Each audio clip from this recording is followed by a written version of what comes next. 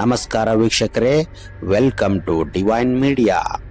ವೀಕ್ಷಕರೇ, ಹಿಂದೆ ಕುರಿಯನ್ನ ಮೇಯಿಸಿಕೊಂಡಿದ್ದ ಒಬ್ಬ ಕುರಿಗಾಹಿ ಜಗನ್ಮಾತೆಯ ಅನುಗ್ರಹಕ್ಕೆ ಪಾತ್ರನಾಗಿ ಜಗದ್ವಿಖ್ಯಾತಿಯನ್ನ ಪಡಿತಾನೆ. ಮುಂದೆ ಆತ ಕವಿರತ್ನ ಕಾಳಿದಾಸನಾಗಿ ಹೊರಹೊಮ್ಮುತ್ತಾನೆ. ಆತನ ನಾಲಿಗೆಯಿಂದ ಬಂದ ಶಬ್ದಗಳೆಲ್ಲವೂ ಕವಿತೆಗಳಾಗುತ್ತವೆ, ಮಂತ್ರಗಳಾಗುತ್ತವೆ.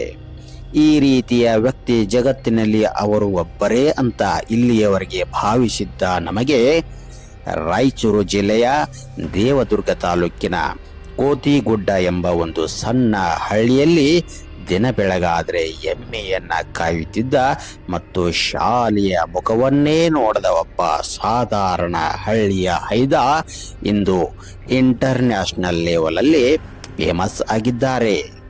ಅಷ್ಟಕ್ಕೂ ಅಂತಹ ಅಪರೂಪದ ವ್ಯಕ್ತಿ ಯಾರು ಎಂಬ ನಿಮ್ಮ ಪ್ರಶ್ನೆಗೆ ಉತ್ತರ ಅವರೇ ಶ್ರೀ ರಮೇಶ್ ಪಲ್ಲಿ.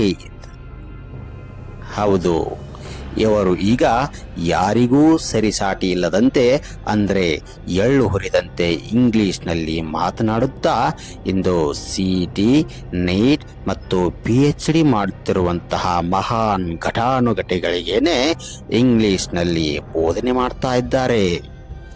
ಇವರ ಈ ಸಾಧನೆಗೆ ದೇಶದ ಖ್ಯಾತ ಉದ್ಯಮಿಯಾಗಿರ್ತಕ್ಕಂತಹ ಮುಖೇಶ್ ಅಂಬಾನಿ, ಕ್ರಿಕೆಟ್ ಜಗತ್ತಿನ ದೇವರು ಅಂತ ಕರೆಸಿಕೊಳ್ಳುವ ಸಚಿನ್ ತೆಂಡೂಲ್ಕರ್ ಇನ್ನಿತರೆ ಮಹಾನ್ ನಾಯಕರುಗಳೇ ಭೇಷ್ ಅಂತ ಬೆನ್ನು ತಟ್ಟಿದ್ದಾರೆ. ಬನ್ನಿ, ನಮ್ಮ ಇಂದಿನ 0 to ಹೀರೋ ಕಾರ್ಯಕ್ರಮದಲ್ಲಿರುವ ಶ್ರೀ ರಮೇಶ್ ಪಲ್ಲಿದವರನ್ನ ಮಾತನಾಡಿಸ್ಕೊಂಡು ಬರೋಣ.